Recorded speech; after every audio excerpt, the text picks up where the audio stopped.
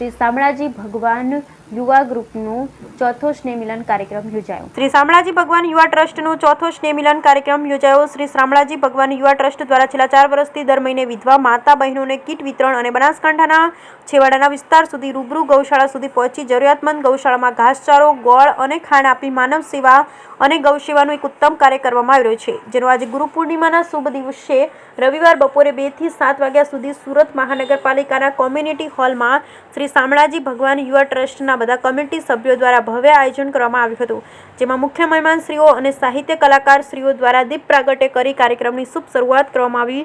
સાથે આવનાર મહેમાનશ્રી અને કાર્યક્રમમાં ભાગ લેનાર તમામ દાતાશ્રીઓનું શાલ ઓઢાડી ગૌ માતાની મૂર્તિની ભેટ આપી સન્માન કરવામાં આવ્યું, જેમાં સાહિત્ય કલાકાર શ્રી ઈશ્વરભાઈ ચૌધરી, મેઘરાજભાઈ ચૌધરીએ લોક સાહિત્યકાર અને દેશભક્તિના ગીતોની રમઝટ બોલાવી અને કાર્યક્રમમાં આવનાર સૌ ગૌ પ્રેમીઓએ સૌએ સાથે મળી ભોજન પ્રસાદ લીધો હતો અને ખૂબ ધન્યતા અનુભવી। વધુમાં ગૌ માતા બચાવો અભિયાનના ગૌ ભક્ત શ્રી વસંતભાઈ દેસાઈએ પાવડાસોડે જણાવ્યું હતું કે અત્યારના સમયમાં ગ્રુપ એક સોશિયલ મીડિયાનો સાચો સદુપયોગ કરી અને જે આ માનવ સેવા અને ગૌ સેવાનું કાર્ય કરે છે એ તમામને તમામ ગ્રુપના સભ્યોએ ખૂબ અભિનંદન પાઠવ્યા। કાર્યક્રમને સફળ બનાવવા કમિટીના સભ્યોએ ખૂબ વિશેષ ભૂમિકા ભજવી કાર્યક્રમને સફળ બનાવ્યો હતો।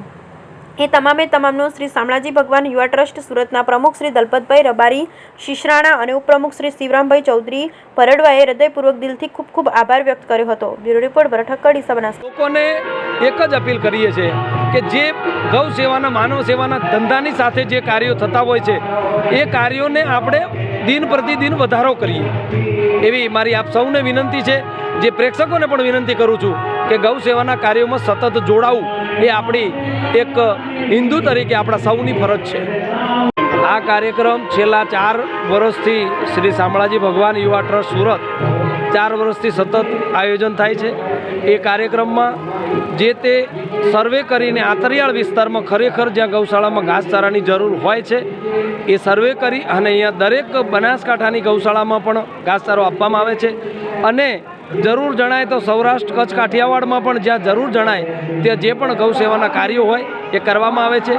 ગંગા સ્વરૂપ બહેનો હોય એમને દર મહિને કીટ વિતરણ પણ કરવામાં આવે છે અને જે પણ માનવ સેવાના કાર્યો હોય, કોઈ આકસ્મિક ઘટના બની હોય તો એમાં પણ ફૂલ નહીં તો ફૂલની પાકડી આ ટ્રસ્ટ તરફથી સહયોગ આપવામાં આવે છે।